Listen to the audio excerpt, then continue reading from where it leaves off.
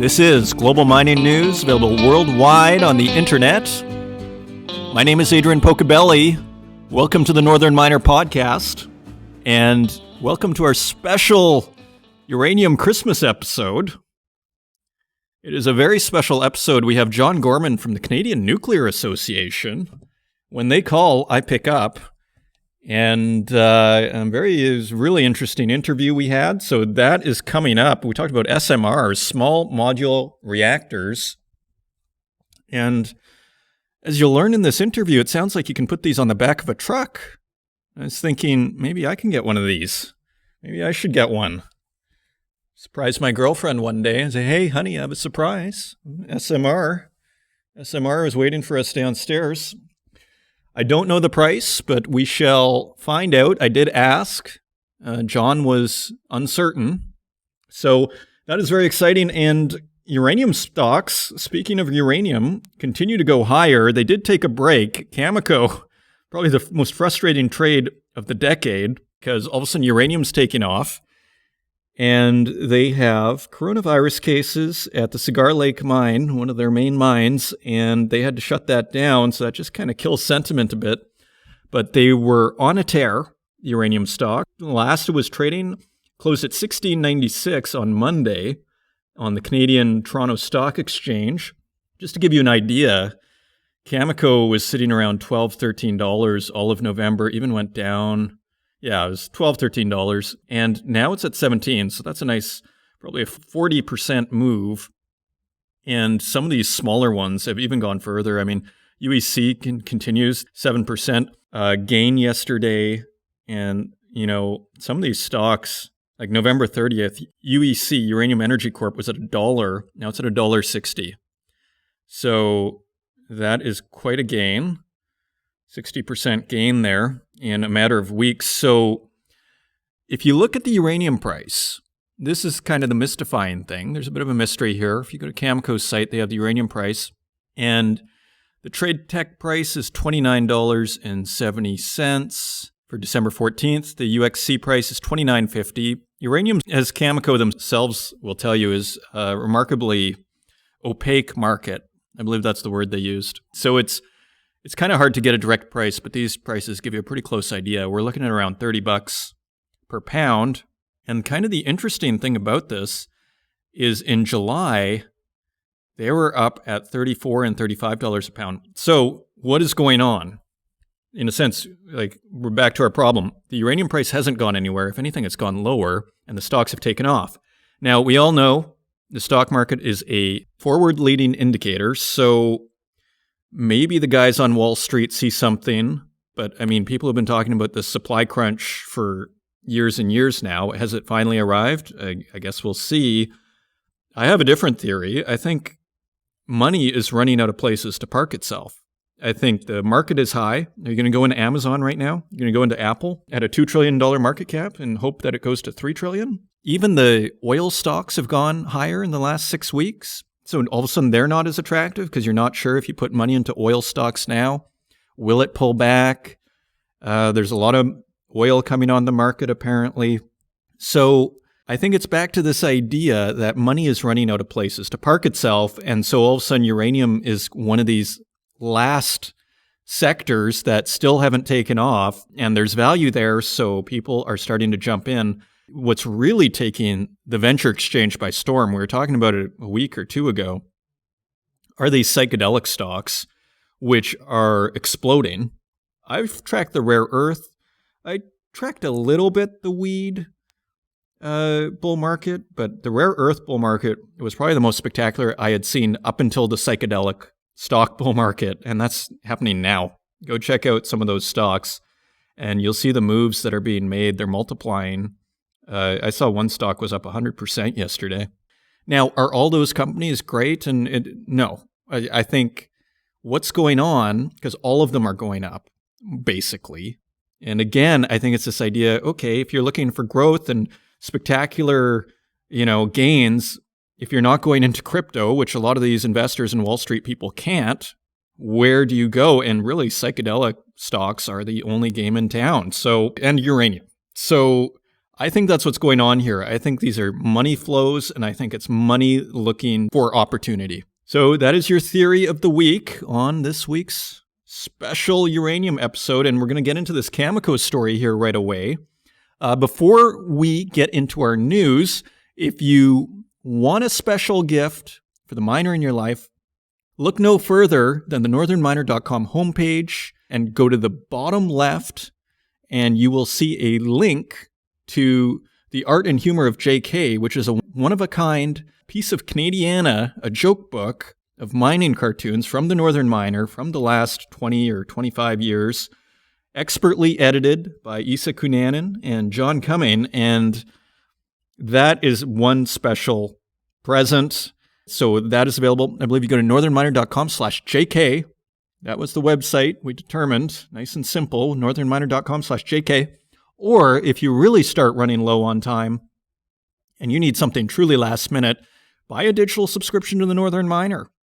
You just go to northernminer.com/subscribe and voila, just print out your little card and your little password and good to go. So if you're looking for that last minute gift for that miner or investor in your life, there you have it. So if you want to find us online, go to northernminer.com. If you want to find us on Twitter, find us at Northern Miner. You can find us on Instagram at The Northern Miner and on Facebook and LinkedIn, as well as YouTube, where we also host these podcasts and wherever podcasts are available, including Spotify, Stitcher, and Apple Podcasts. And with that, let's turn to the news. And turning to the website, Cameco suspends production at Cigar Lake.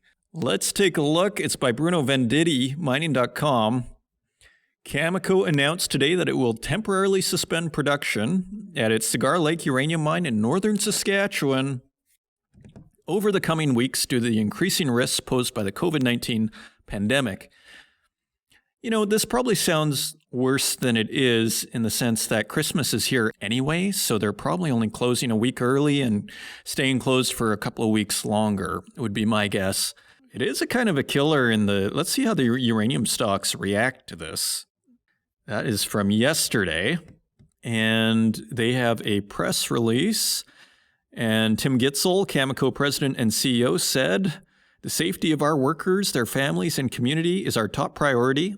We have had 6 positive tests at our northern operations in recent weeks, including 3 at Cigar Lake. While the protocols we have put in place have to date allowed us to effectively manage these cases, there are broader risks we don't control." Cigar Lake was put on care and maintenance during the first wave of the pandemic in March and restarted operations in September. At peak production this fall, there were about 300 workers at the Cigar Lake site. Gitzel said that Cameco plans to increase its purchases of uranium in the market, quote, "to secure uranium we need to meet our sales commitments." Now, some people may not be familiar with what's going on here. Longtime listeners will be, who heard our Cameco conference call from way back. And what Cameco is doing is they are actually buying uranium off the spot market to fulfill order requirements because their concern, my interpretation here, their concern was that other players, particularly Kazakhstan, if I understand the situation correctly, was dumping on the market and was basically flooding the market. And so the price, of course, of uranium went down. So Cameco was stuck basically holding the bag as far as what do we do? Our commodity is being dumped on. How do we deal with this?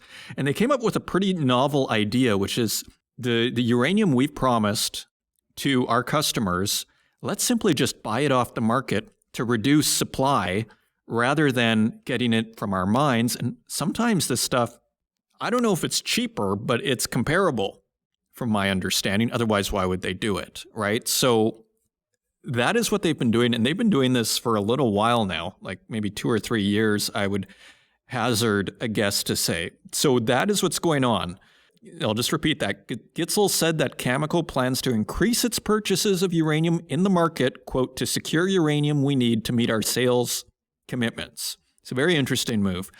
Quote, "Our deliveries to date have not been materially impacted by COVID-19, nor do we expect there will be a material impact on our remaining 2020 deliveries," he added.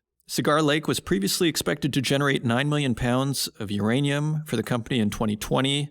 As of September 30th, Cigar Lake had produced 2.3 million pounds of uranium concentrates. So they had planned 9 million for the entire year, and by the third quarter, they had only 2.3 million pounds produced.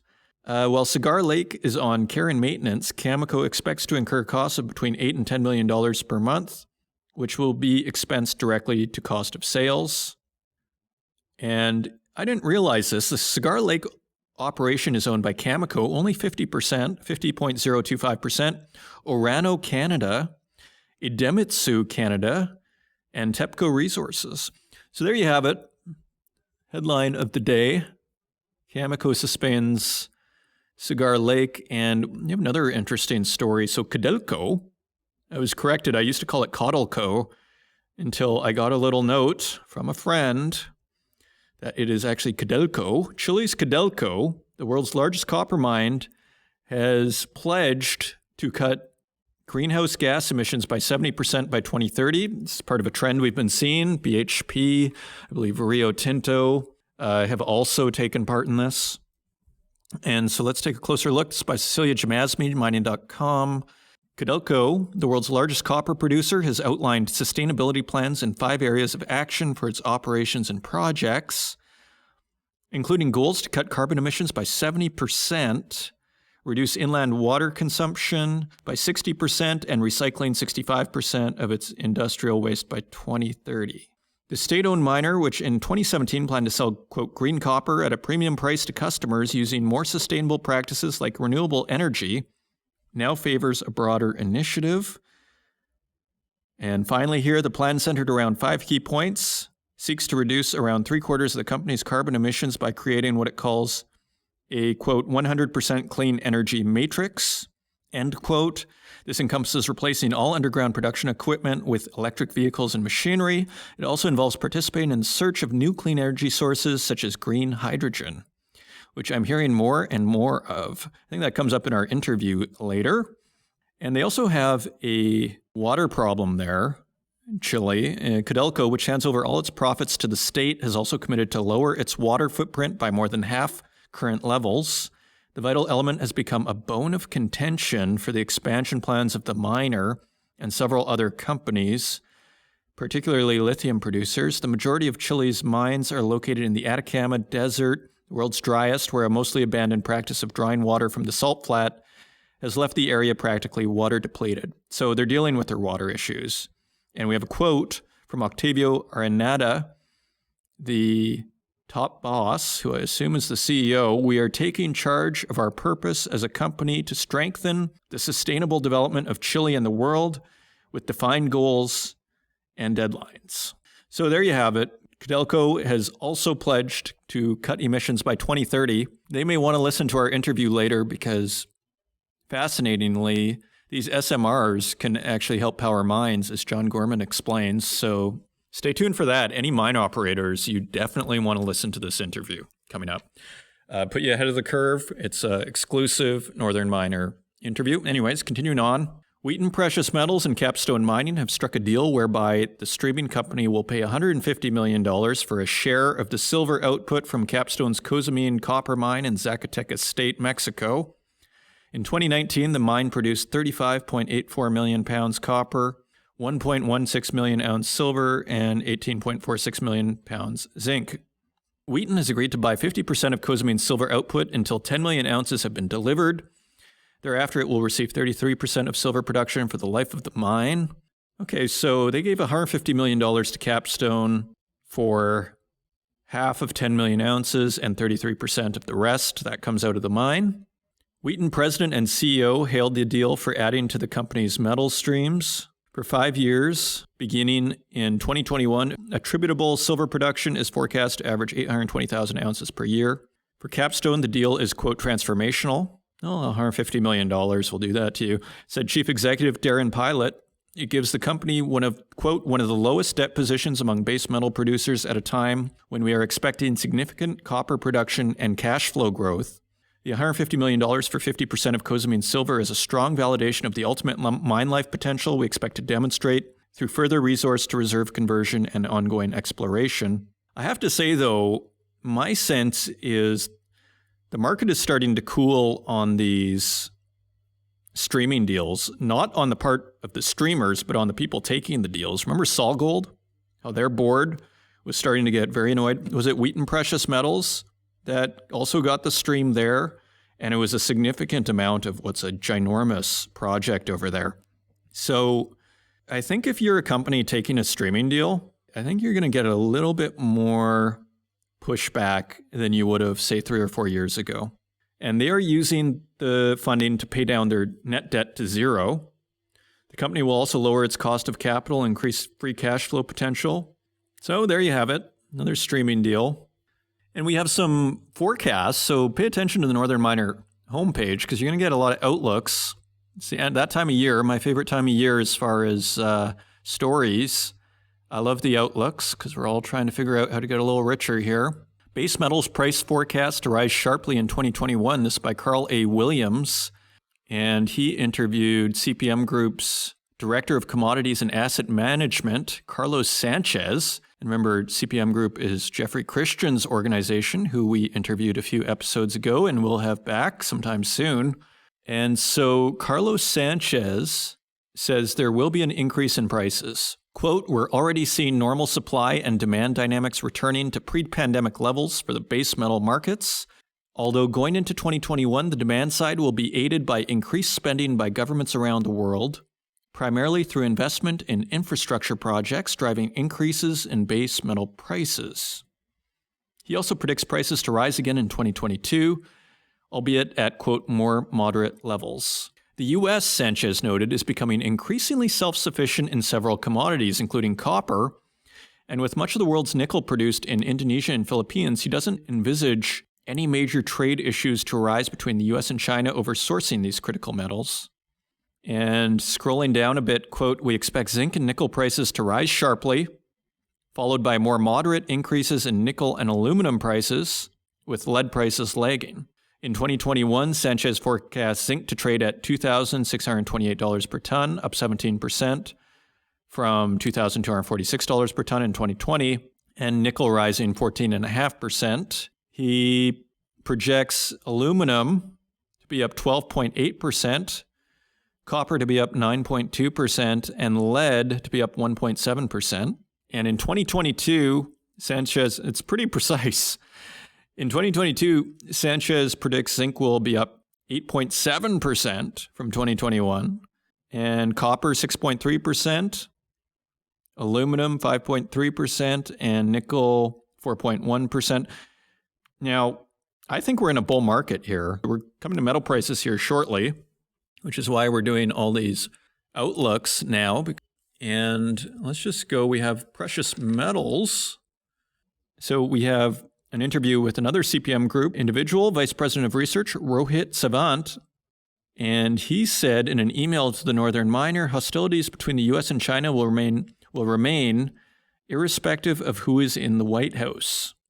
However, Trump's approach to trade negotiations provided a haven for precious metals, whereas Biden is expected to bring the Chinese to the negotiating table by working with U.S. allies to collectively put pressure on Beijing, which could be less supportive of silver and gold prices.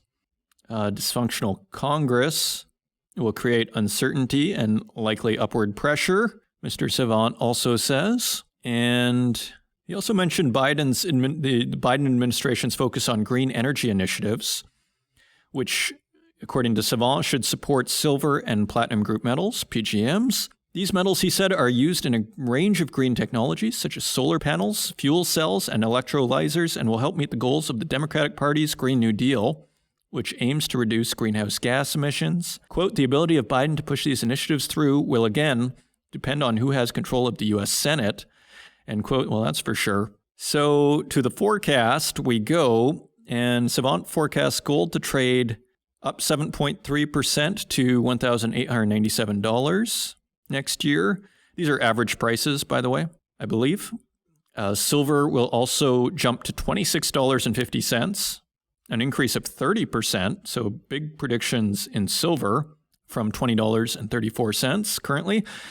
Likewise, PGMs are on the rise. Platinum should go to $1,081 per ounce, average price up 22.1%, and palladium to $2,313 per ounce, up 6.8% from an average of $2,166 per ounce in 2020. And finally, we can't miss this, a combination of improving economic conditions and a commitment by various major central banks to keep monetary policy ultra loose is expected to be very beneficial to all commodity prices, end quote. Savant said. So there you have it. Precious metals, PGMs expected to go higher. Now that we've seen the predictions, let's see where things actually are. So let's turn to metal prices.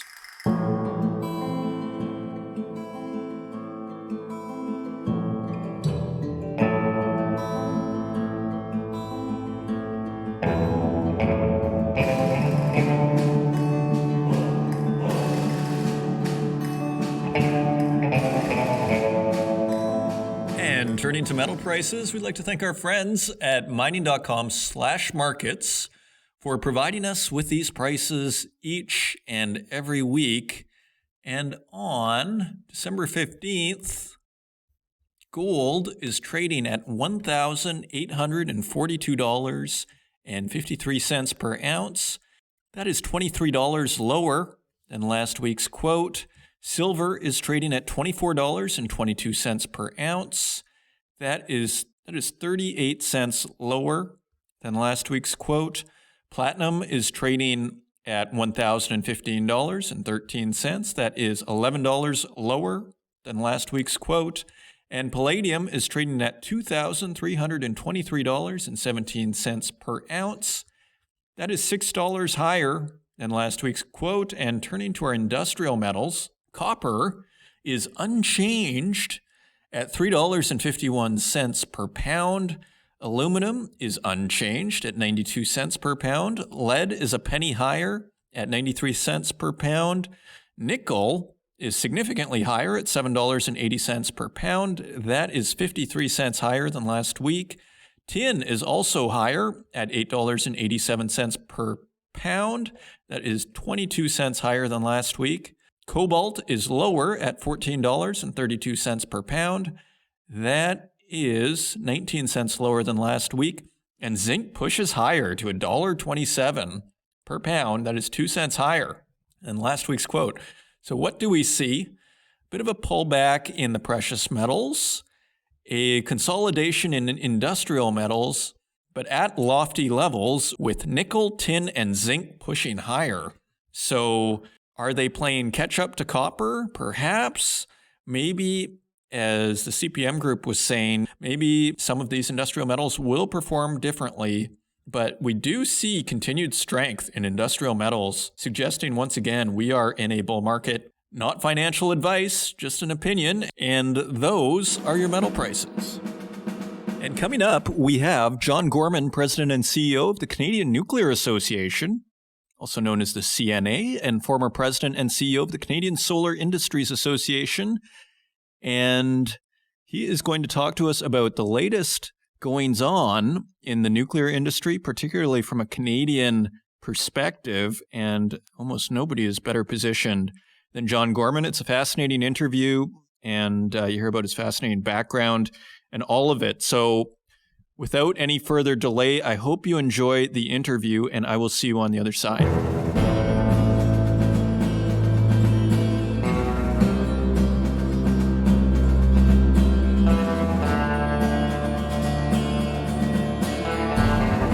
Joining me today on the podcast, I'm very pleased to welcome John Gorman, who is President and CEO of the Canadian Nuclear Association, and also former president and CEO of the Canadian Solar Industries Association.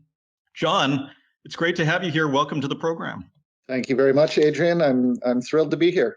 I'm thrilled to have you too. You know, a lot of people reach out to be on the podcast, but when I see the president and CEO of the Canadian Nuclear Association, I don't waste time and I reply to that email. Maybe just before we get into what's going on in the big picture, how did you end up in this situation? Did you take physics? What's your background? You're Canadian. Tell me a bit about how you got here. Well, you know, I didn't take physics. I took classical studies.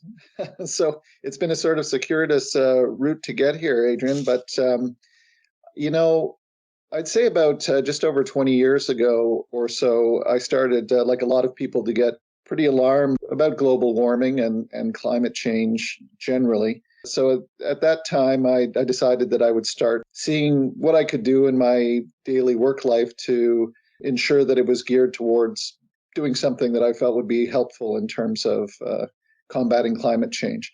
And my expertise really for these last 20 years or so has been in energy and in particular around electricity. So it just really made sense to me anyway, 27 years ago, that I would start looking at how electricity could play a role in decarbonizing different sectors of our economy, especially using clean electricity, because really electricity is the building block on which economies are able to decarbonize different sectors.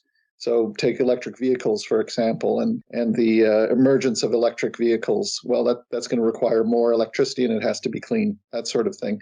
So I increasingly started focusing on clean electricity. I became a developer of renewable energy projects. I spent about 7.5 years as the head of the Solar Industries Association. But at the end of the day, Adrian, I've been working for 20 years trying to lower the cost of wind and solar. And I think the world has accomplished that. Wind and solar is now actually quite inexpensive. But 20 years ago, when I started, we were at 36% non-emitting electricity on the world's electricity grids. And today, 20 years later, we're still at 36%. We haven't made a dent in it despite the remarkable growth of wind and solar. And so I recognize that, like many other people, that we're going to need something that's going to work in partnership with wind and solar other than coal or gas. And that's what got me into nuclear.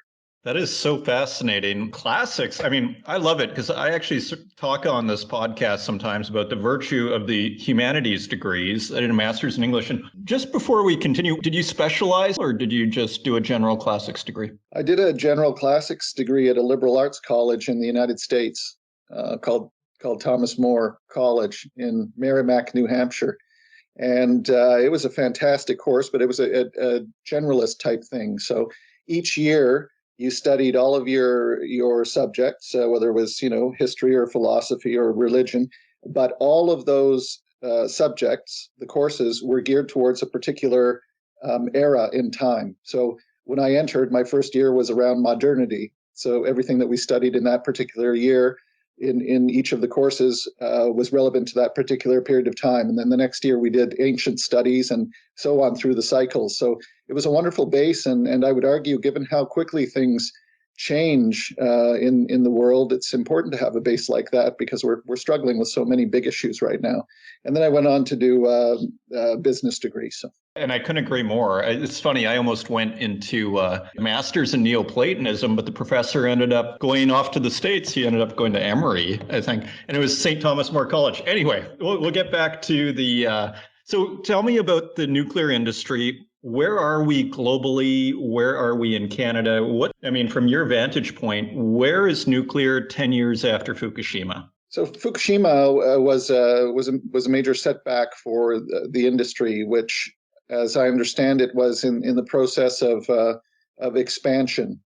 Back in 2011 when Fukushima hit, and of course the immediate impact of that was the Japanese taking most of their plants offline and taking a real serious look at perhaps not bringing nuclear back altogether. Of course, since then, it's changed quite a bit. On a plant-by-plant basis, they've been reinstating the nuclear plant, and now we see that the direction that they're headed in now really is, again, dependent on nuclear, which is a really positive thing because Japan has very limited options in terms of how it's going to produce its electricity. And if it's not with nuclear, then it would have to be with imported coal or gas or something like that. So it's good that it's back on track. But it did disrupt, especially in I'll call it the free world, it disrupted the progress that was being made on nuclear generally. I'm sure it didn't help in Germany either, of course, where we've seen big commitments to scale back nuclear. And we're only now seeing the free world basically committing again to building these larger conventional plants. But it's definitely on the uptick again. We're looking at the policies in the United States and in United Kingdom, for example, very committed to building new conventional plants and new small modular reactors, which I know we'll be talking about shortly.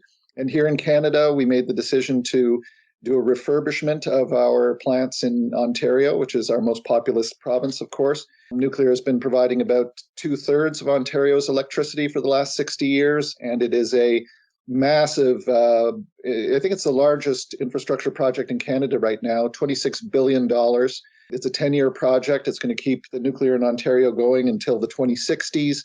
And it's upon this massive investment that the nuclear industry is firing on all cylinders here in Canada. And we are doing some very remarkable things in nuclear medicine and in small modular reactors. So, Adrian, the short answer to your question is it was a setback for the industry, but now, especially with the pressures of climate change, we're seeing a resurgence of nuclear in the free world, and China and Russia are also making very aggressive investments into nuclear energy. So it sounds like it's come back quite strongly. Now, am I correct in my assumption that the majority of electricity that is not nuclear comes from coal and coal-generated power plants? Is that true? Or where does our electricity, if it's not nuclear, what's giving us our electricity? So from a global perspective, about 2/3 of all electricity comes from coal and gas-fired electricity generation, a very significant amount.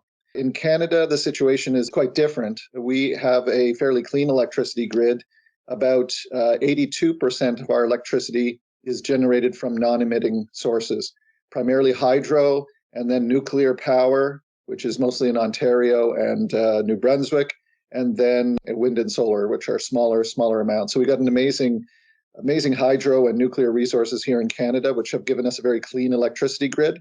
We have a couple of pockets in Western Canada and Eastern Canada that still need to be decarbonized, but we've got really a great asset here to do this switch over to a lower carbon economy using clean electricity. Very interesting. So would you agree then when, like, we had a conference call with the Cameco and that we listened to on this podcast, and we had the CEO and Tim Gitzel was on the conference call, and the way he generally opens his conference calls is that ultimately Cameco is a part of this solution towards our emission of greenhouse gases, and that ultimately the nuclear industry is ultimately an environmental choice at the end of the day. Do you agree with that, or do you agree with that sentiment? The sentiment that nuclear is an environmental choice? Yes, that ultimately this is one of the main, if not the solution towards our, decarbonization or whatever the term is that you want to use. Look, Adrian, what people sometimes fail to understand is the enormity of the challenge that we face when it comes to decarbonizing our economies.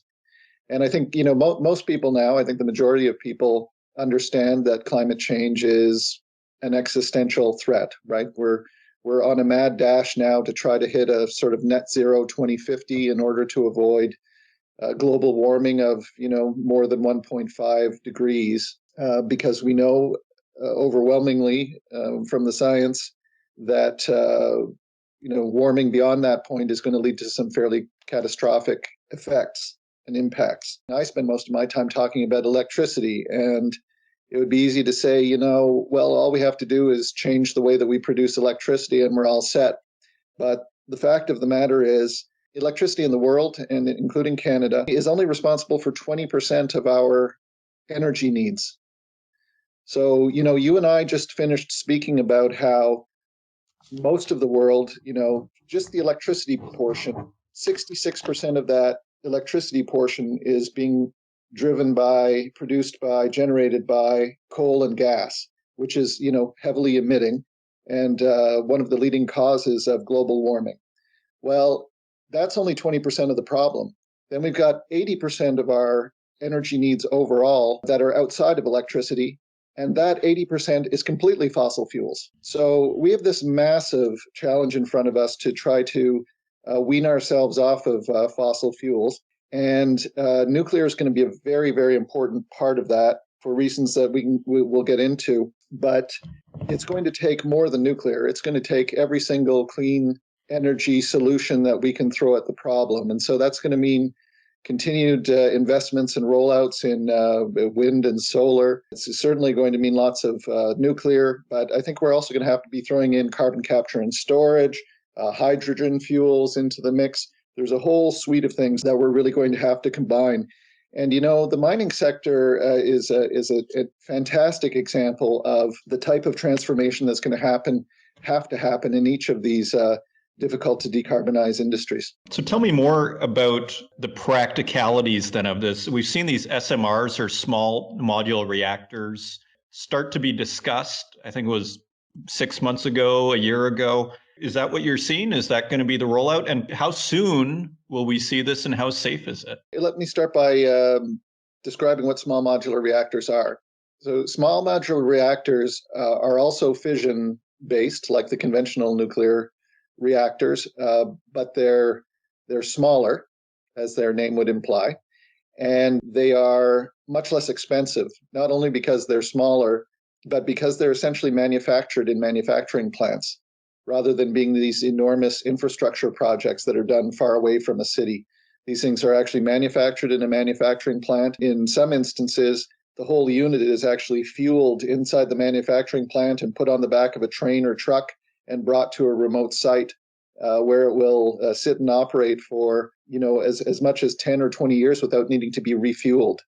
And they're also mobile in many cases as well. So if you've got a mining operation that requires clean electricity and clean heat, high temperature heat, and you're working from location to location, you could actually be moving it around.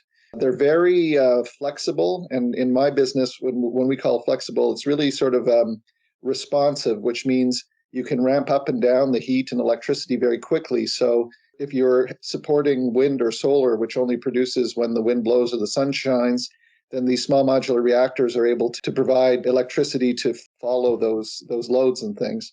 And the other thing I'd say, Adrian, is these things are amazing at producing very high temperature clean heat as well as electricity, which makes it different from something like wind or solar or other forms of electricity generation, because that heat can be used in all sorts of things in the extraction industries. They could be used to actually produce just physical heat for your mining operations, or they could be used for creating hydrogen for the mobile fleets of mining operations, right? So they're this very, very versatile tool that can both produce electricity and high temperature clean heat, and if you want, produce hydrogen as well. So pretty ideal solution for these remote mines. I'm actually surprised at how small they actually are. The way you describe them as being able to be put on a train or the back of a truck. Yeah.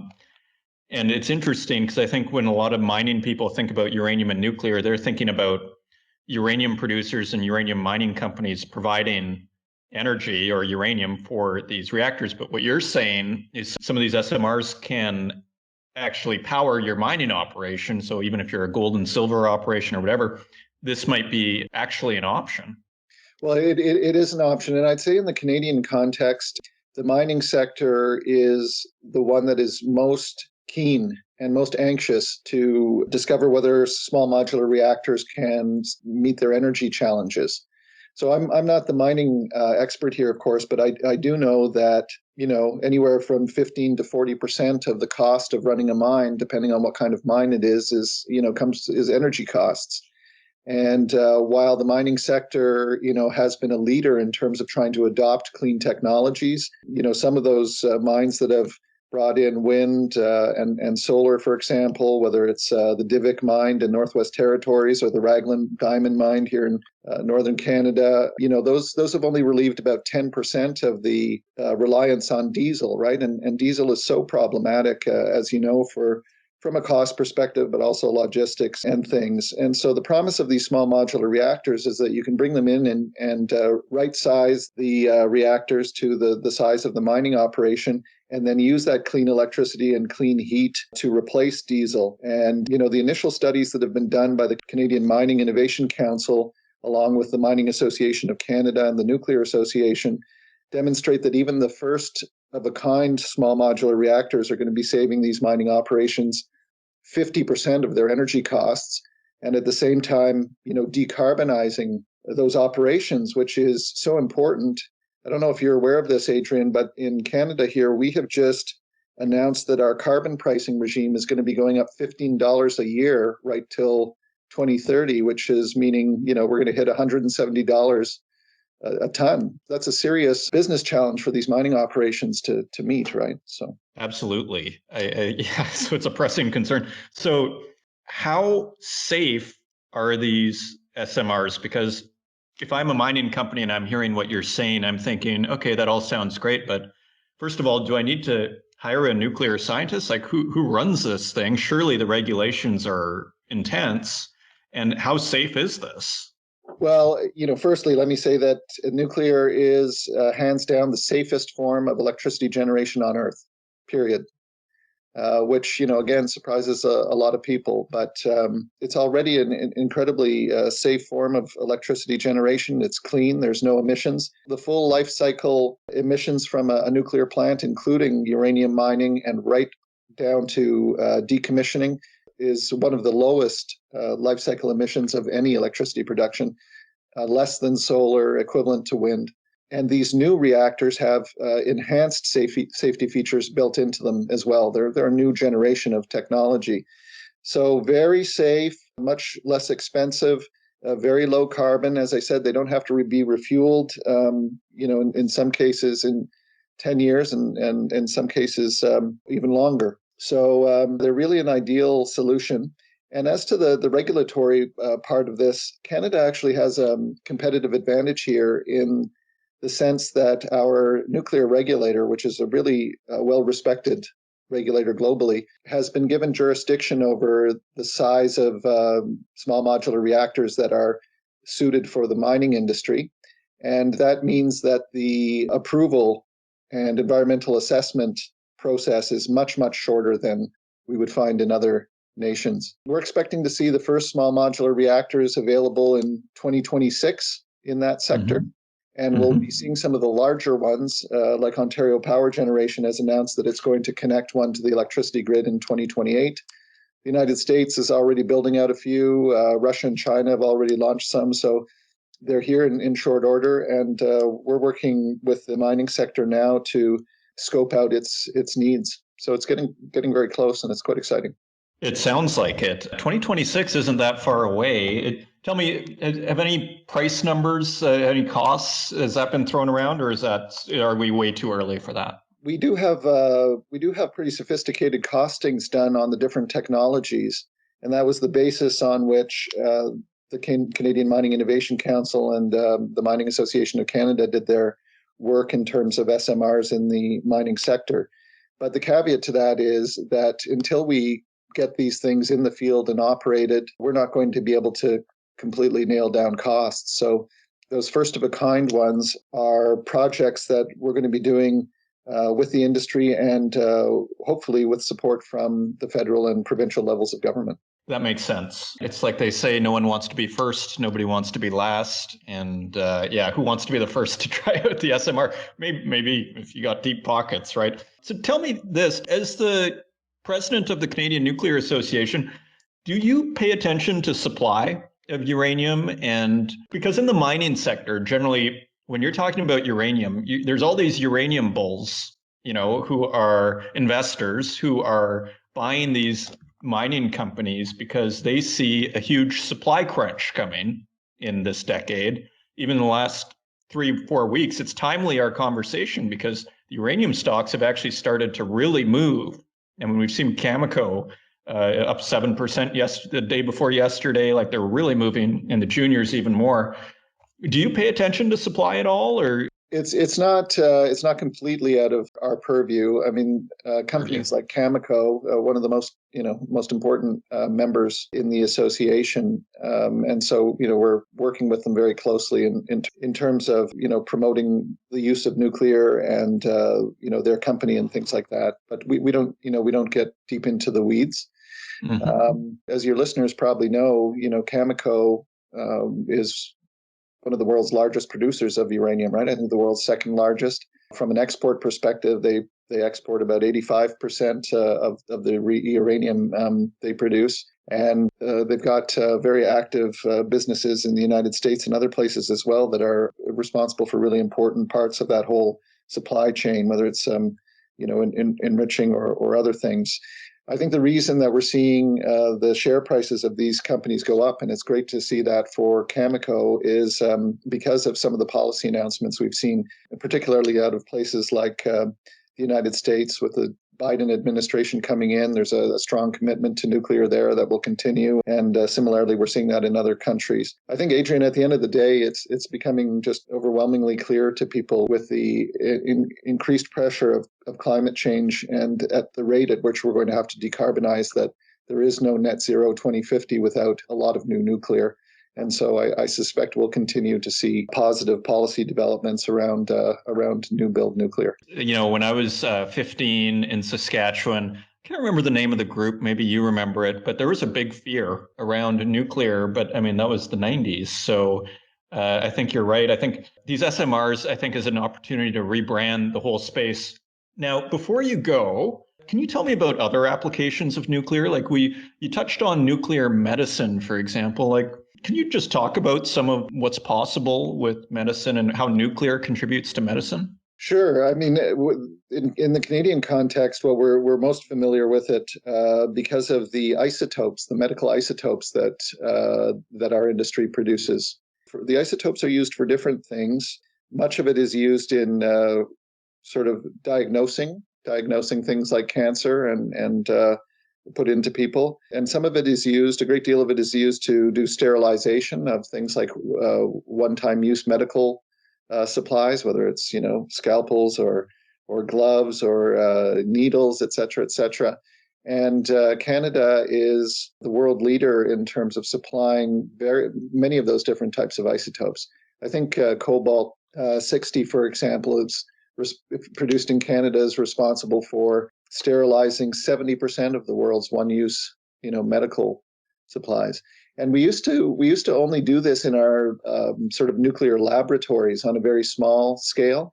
But because of the innovation that's going on in the sector right now, in particular with our plants here in Ontario and some of the more innovative companies in Ontario, like Kinetrix and BWXT, they've developed ways of producing isotopes, different types of isotopes, from the main reactors themselves without interrupting operations. And so the scale on which we're able to start producing these isotopes now and exporting them globally is climbing exponentially. And the importance of those things, particularly for cancer patients and others, is really quite remarkable. So a lot of innovation going on in that space as well. It sounds like some really important stuff is going on there. So as we go, is there anything that I missed or that you'd like to discuss that we haven't touched on? Yeah, I think I'd just like to touch again on the small modular reactor component of this and how it relates to conventional reactors. And I'm gonna stick in the Canadian context for a moment. But when you look at the history of nuclear in Canada, and as I said, we've been doing this for about 60 years now, Ontario, our largest province, it pulled off the world's largest carbon reduction initiative in Ontario when we made the decision to phase out our coal-fired electricity plants. And we were able to do that in a very short period of time, replacing 90% of the coal-fired electricity generation with additional nuclear capacity here in Ontario. So the biggest carbon reduction initiative in the world. And that's the kind of transformation that you really can't achieve with any other type of electricity source. And I see these small modular reactors, this next generation of nuclear, which is, very scalable plants that are mass produced, that can be financed more easily and produce very high temperature, clean heat and clean electricity as a very important step in bringing nuclear out to all different sectors, including, off-grid sectors like mining or extraction industries like oil and gas. And because of the high quality heat that they produce, which allows you to produce fuels like hydrogen, it really means that nuclear has become a bridge between electricity and fossil fuels, at least in terms of cleaning up electricity and cleaning up fuels. And I think that's going to be a real game changer for Canada and the world.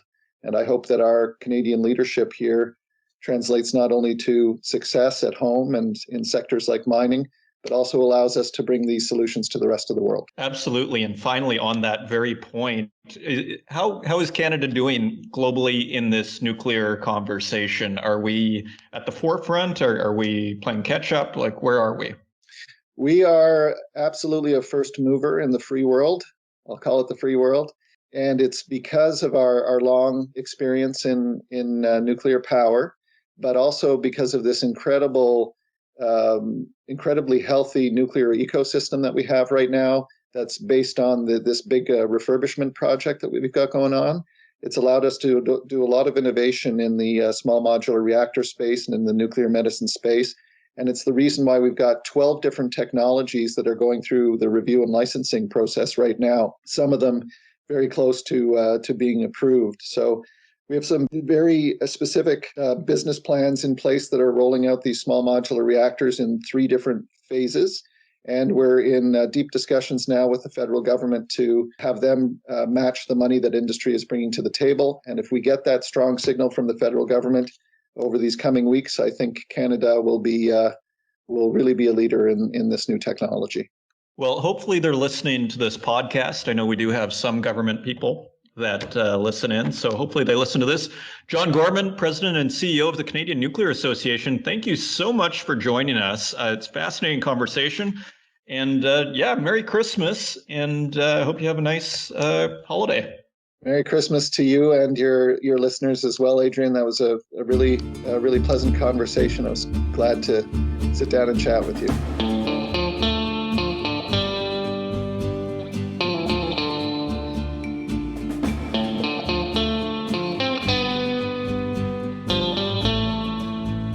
Well, that was a lot of fun. And there's nothing like getting an expert. Love the experts. And we have another one coming up next week. I'm going to leave it a little Christmas surprise for you, but he is a very well-known figure in the industry. As long as everything goes to plan, I will be interviewing him next Monday for next Tuesday's show. So if you want to help out the podcast, feel free to leave us a review in the Apple Podcast directory. Until next week, take care.